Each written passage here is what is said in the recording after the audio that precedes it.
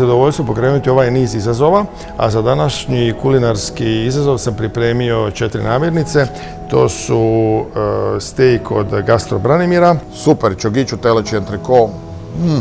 Već mi neke stvari padaju na pamet, nisam još siguran, ali imam 2-3 ideje, ali jedna će sigurno biti ona koja će dovesti taj komad mesa do njegovog vrhunca okusa. Zatim med od Varžaka. Med će se super stopiti s mojim umakom i dignut će jelo na, naravno, još jednu veću razinu.